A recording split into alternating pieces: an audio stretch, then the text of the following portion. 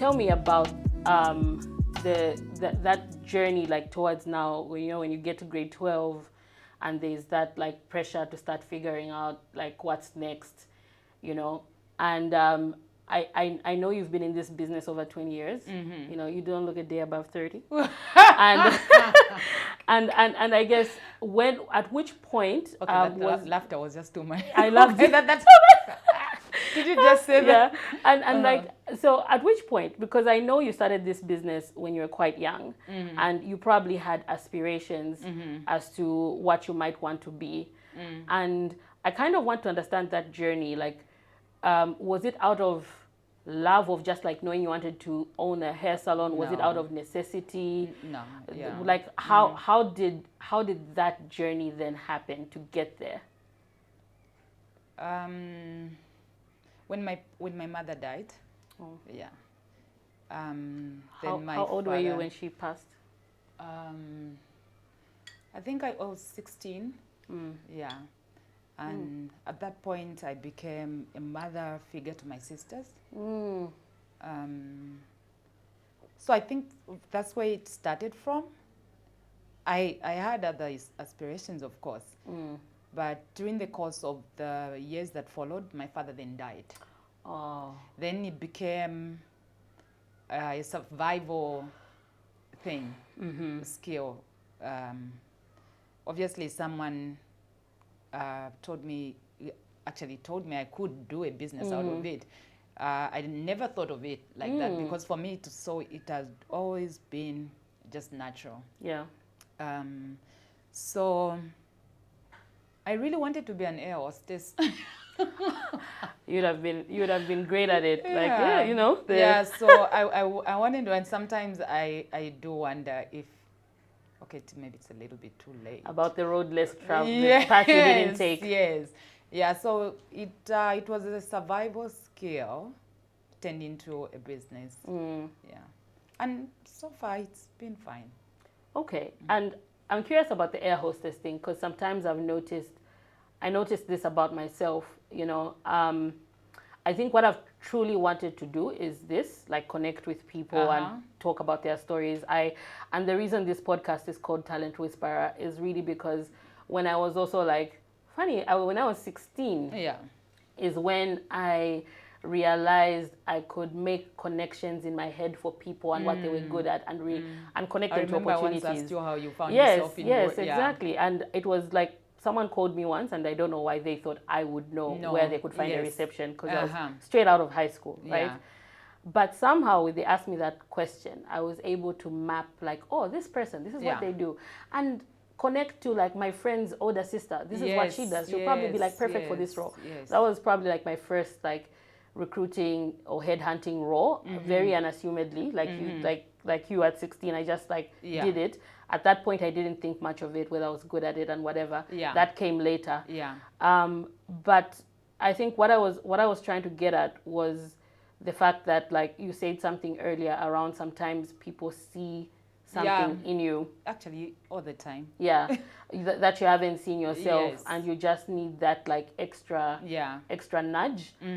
But also, like, as a person, I don't believe in coincidences, and I don't think we've got any science or data to prove this. But if the two of us sitting here kind of like made a big discovery of something we're good at the age of 16, I would, or made that like big transition, I would actually think there's probably something there. Like, this whole thing of figuring out what your gift is or what your talent is starts out probably when you're pretty young, and a different circumstance will bring it out, but maybe not everybody gets the opportunity to pursue it, True. Yeah. But that's a really good story. And like, sometimes things I guess can happen out of like survival, and then you figure out that you're actually good at it.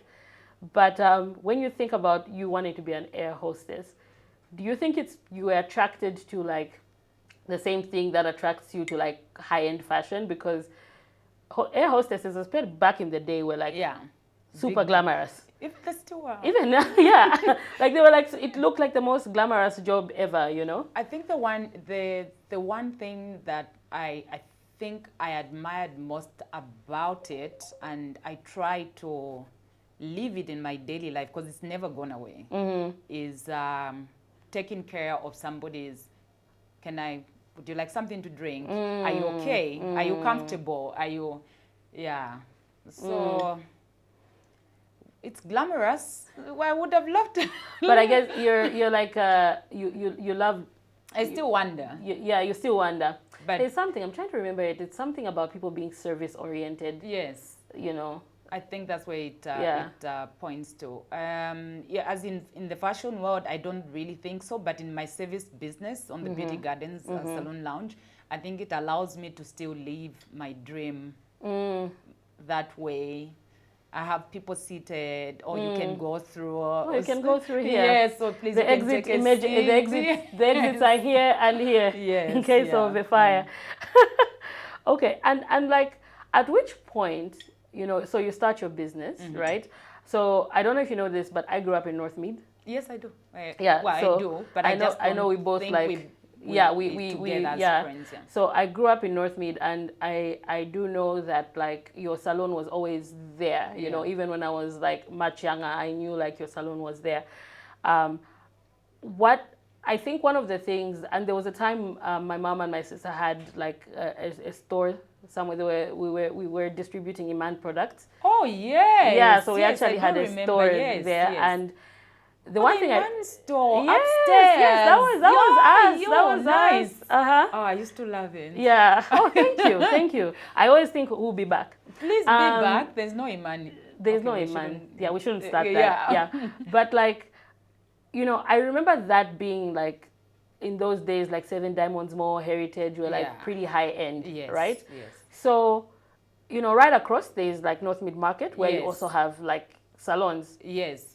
So because you're young, you're starting out a business, you obviously, you know, you're trying to be a little more conservative, I guess. Yeah, I would think. Okay. But you were just like, okay, go big or go home. We're going in this high-end building, and this is what we're going to like stand for. Like, what was that like that decision making in deciding? And I'm saying this so young. I think when you're older, it's easier to decide, like, I want to be a high-end boutique, because you've seen a few things. Yeah. But when you're young, what made you decide at that point that you're going to go into that building and you are going to serve, you know, it's going to be a little more high-end, and when you could have just gone across, you know, to the market? And not that it's bad being in the market, but I'm just trying to understand your decision-making process.